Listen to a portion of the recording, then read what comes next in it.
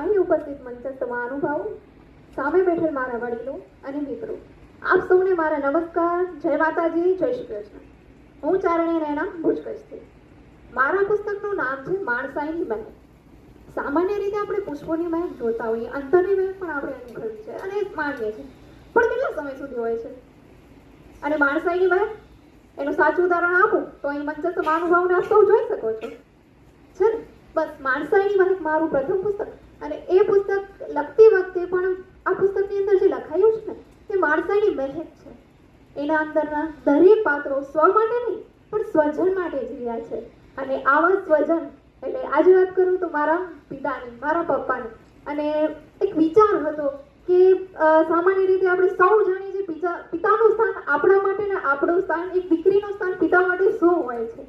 અને આવા જ મારા પિતા જે સૌ માટે નહીં, સ્વજન એટલે કે દરેક માટે જીવ્યા છે. અને મિત્રો, સ્વજન એટલે માત્ર એ નથી કે આપણા લોહીના સંબંધો, આપણા માતા પિતા અને આપણા જે સગાવાલા હોય એ જ, પણ સ્વજન એટલે ખરેખર જેને જરૂર છે એની મદદ.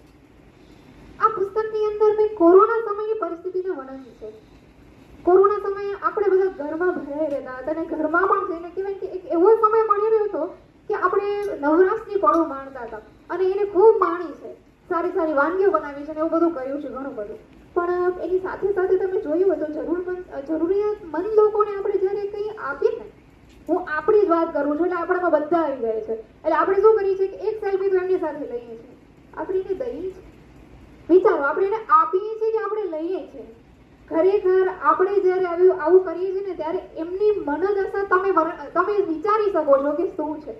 તો મારા જ કચ્છની ગામઠી ભાષાની અંદર આ પરિસ્થિતિને મેં વર્ણવી છે. આશા રાખું છું કે આપ પણ એને માણશો અને જાણશો. અને કચ્છથી એક વાત ખાલી ઉમેરી દઉં. મને કચ્છી યુવા સાહિત્ય ગૌરવ પુરસ્કાર વર્ષ 2022માં મળ્યો છે. અને ગુજરાતીમાં પણ કંઈક આવું કામ કરું અને આપણા સૌનો સાથ સહકાર રહે એવી ઈચ્છા રાખું છું. તો કચ્છમાંથી અને આ પુસ્તકને એ પંક્તિ કચ્છી ભાષામાં આપની સમક્ષ રજૂ કરું છું. ન ભંજે ખુદા, ન ભંજે ખુદા, બસ સચ્ચો માળું બની વન. ન ભંજે ખુદા, બસ સચ્ચો માળું બની વન. રખ ભરોસો પિંડ તે, તું ભરોસે જે લાયક બની વન. અને આ ભરોસો એટલે જ આપણો આત્મવિશ્વાસ. અને આવા તો મને લગભગ સુધી ઘણા પુરસ્કારો મળ્યા છે, પણ આ દરેક પુરસ્કારનો હકદાર હું મારા પિતાને માનું છું.